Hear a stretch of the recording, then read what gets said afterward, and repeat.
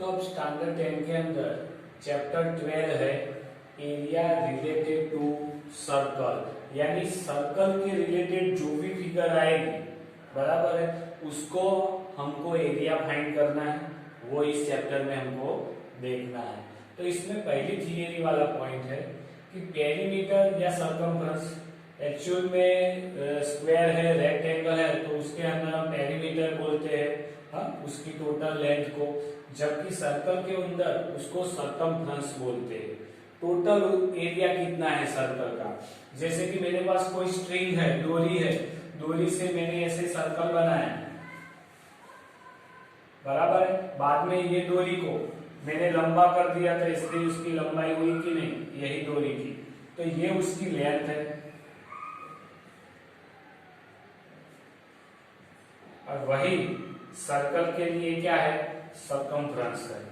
तो आपको पता है सर्कल के अंदर सेंटर पॉइंट है वो रेडियस, आर रेडियस है उसकी।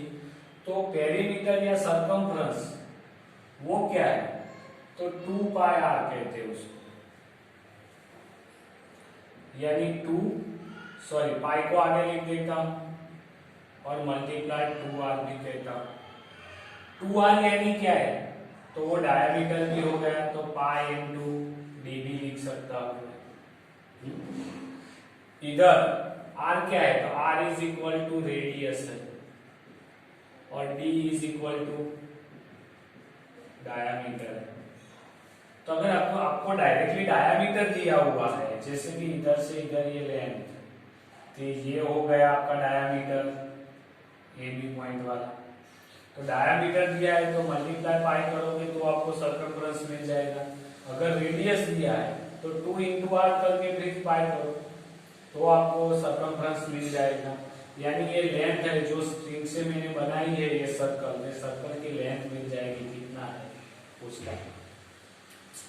फिर बात आती है नए कुछ पॉइंट्स की, तो एरिया ऑफ सेक्टर की बात आती है।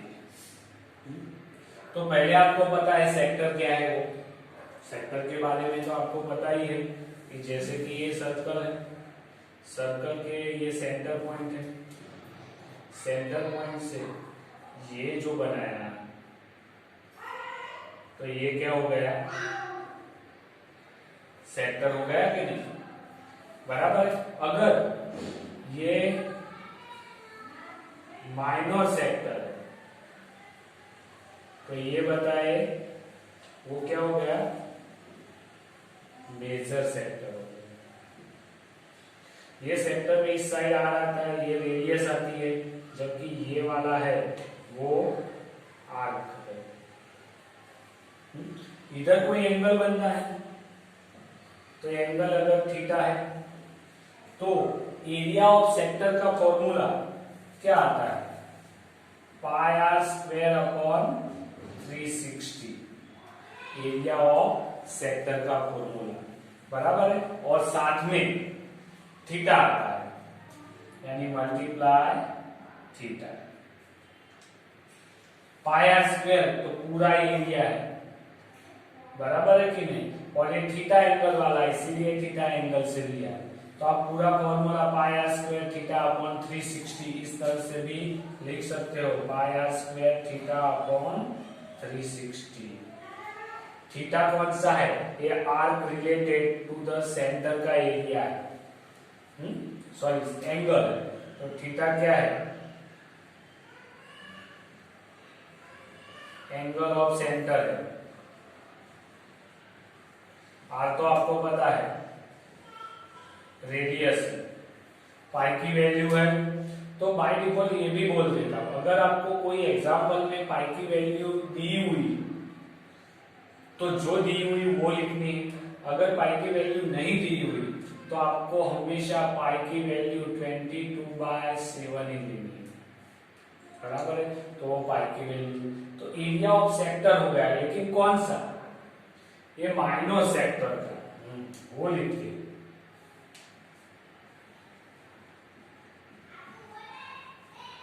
Minor sector.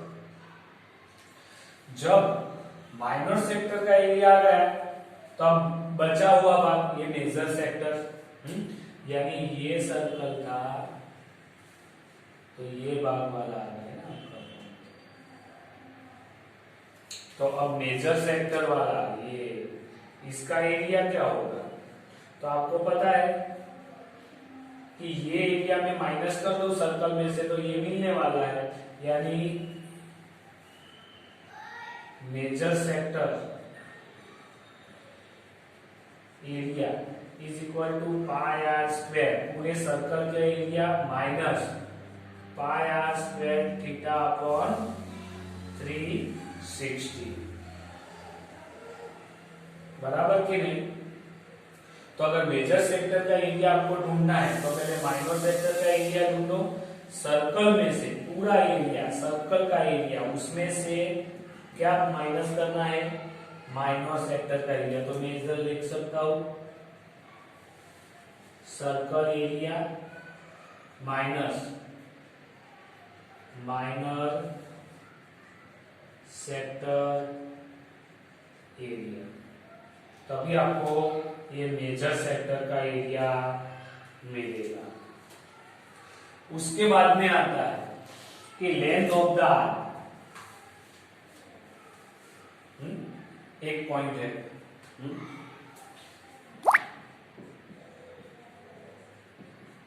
Length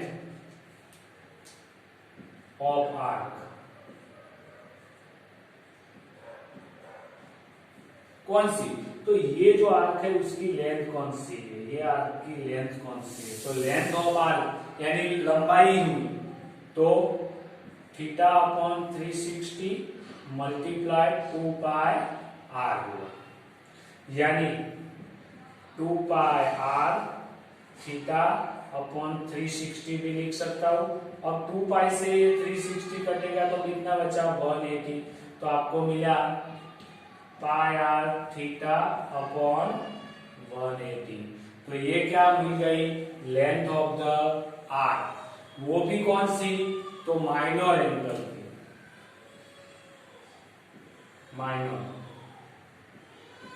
minor arc की बात, बराबर है। अगर मेजर आर्क की लेंथ ढूंढनी है तो पूरा सरकमफ्रेंस 2 पाई आर माइनस ये करना है, तो वो भी लिख देते इधर में कि लेंथ ऑफ मेजर आर्क वो ढूंढनी है। तो क्या करूंगा मैं? Circumference 2 pi r minus pi r theta upon 180 करूंगा, तो मिल जाएगी length of the major arc, वो माइनर आर्क की। तो इतने फॉर्मूलाज आ गए, सेक्टर के दो आए, माइनर और मेजर सेक्टर के फॉर्मूला।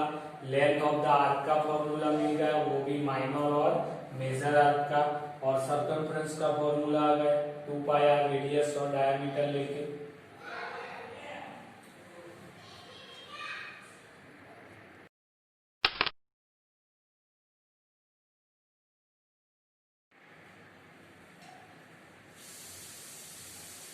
तो अब आगे हम बात करते हैं कि एरिया ऑफ सेगमेंट। तो आपको पता है कि सर्कल के अंदर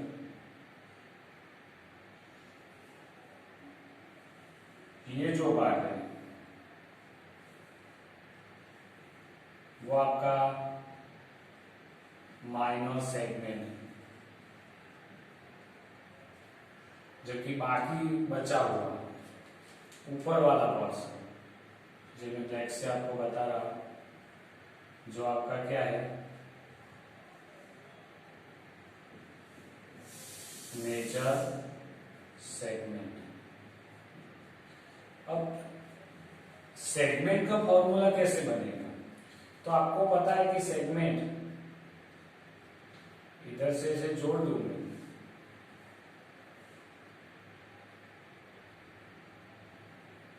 तो ये क्या बन गया? सेक्टर बन गया है ना। तो सेक्टर में से अगर ये ट्रायंगल में माइनस कर देता हूं, यानी ऐसा हुआ कि नहीं?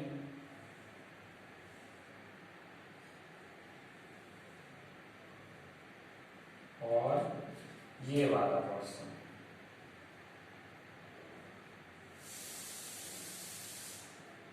तो ये पूरा तो आपका सेगमेंट है, सॉरी सेक्टर है। तो सेक्टर में थे, ये माइनस करूंगा तो पहला फॉर्मूला लेता हूं minor segment area is equal to क्या आएगा, किसका एरिया लिया है, तो माइनर सेक्टर एरिया, ये पूरा माइनस से मैंने क्या किया है, ट्रायंगल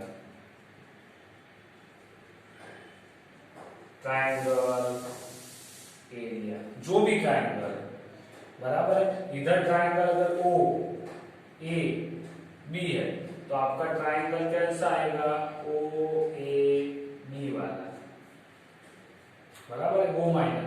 अभी माइनस सेक्टर का एरिया, अब ट्रायंगल में भी अलग अलग ट्रायंगल होते हैं, क्योंकि ये कौन सा ट्रायंगल, इक्विलेटरल ट्रायंगल है, राइट एंगल ट्रायंगल है, तो उसके हिसाब से वो चेंज होगा, बराबर है, क्योंकि एरिया उसके हिसाब से भी आएगा उसका। हाँ, तो अगर माइनर सेक्टर का एरिया और ये ट्रायंगल का एरिया की बात है, तो पहले ट्रायंगल का एरिया क्या है वो देख लेते हैं। तो ट्रायंगल के एरिया के लिए ये सेंटर ऑफ एंगल, ये वाला एंगल क्या है वो इंपॉर्टेंट है। अगर ये थीटा है तो वो कौन सा है,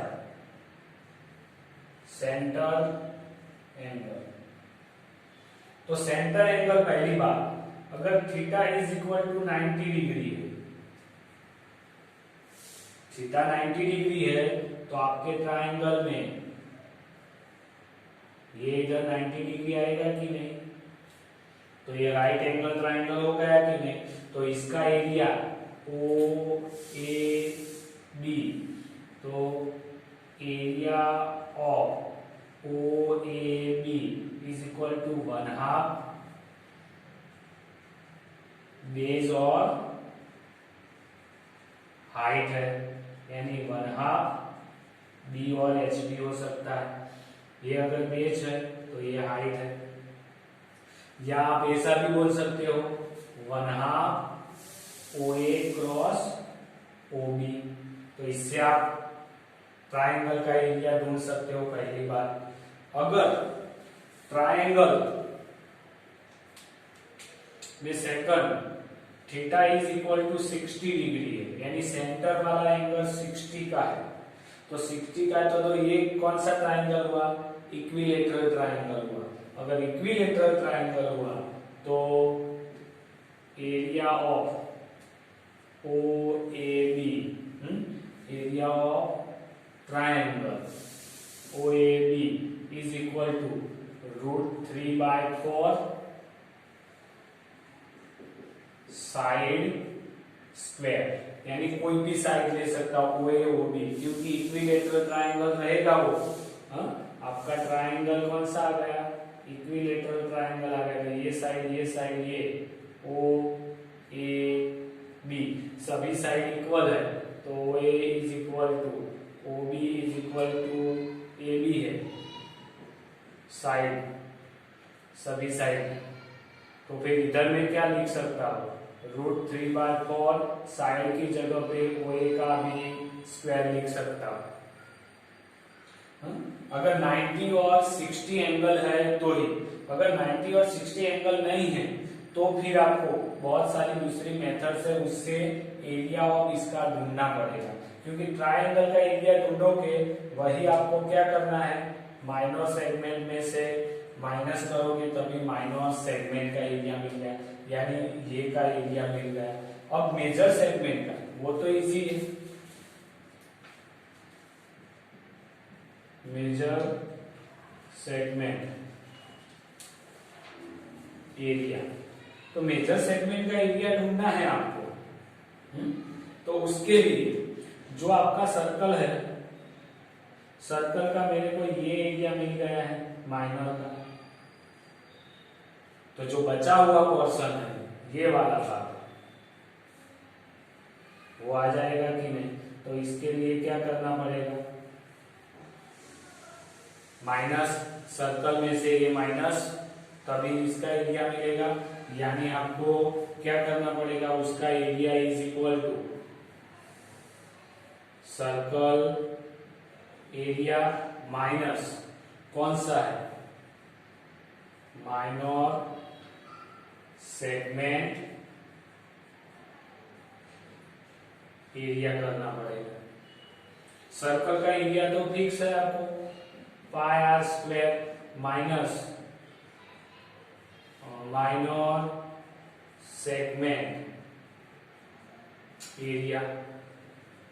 और माइनर सेगमेंट का एरिया यानी मेजर सेगमेंट का भी एरिया आपको ढूंढना है तो माइनर सेगमेंट का तो ढूंढना ही पड़ेगा और पूरे सर्कल में से वो माइनस करोगे तब आपको मिलेगा। लेकिन इसके अंदर एक चीज ये याद रखनी है, सेंट्रल एंगल कौन सा बनता है, सेंट्रल एंगल थीटा है। अगर थीटा 90 है तो 1/2 b इंटू एच वाला फॉर्मूला लगा के आप डायरेक्टली ट्रायंगल ढूंढ सकते हो, क्योंकि ये ढूंढोगे माइनर सेक्टर में से ये माइनस बात करोगे, माइनर सेक्टर का एरिया का तो फॉर्मूला है तो वो माइनस करोगे तब माइनर सेगमेंट का एरिया मिलेगा। वही एरिया आप इधर से सर्कल में से माइनस करोगे तब जाके आपको मेजर सेगमेंट का एरिया मिलेगा। यानी मेजर सेगमेंट ढूंढना है तो पूरी प्रोसेस करनी है, यानी माइनर सेगमेंट तो आपको ढूंढना ही पड़ेगा, मेजर सेगमेंट भी ढूंढना है जैसे सेक्टर में था वैसे ही। तो ये हो गए सब सेगमेंट के फॉर्मूले। खास याद रखो थीटा 90 है तब और थीटा 60 है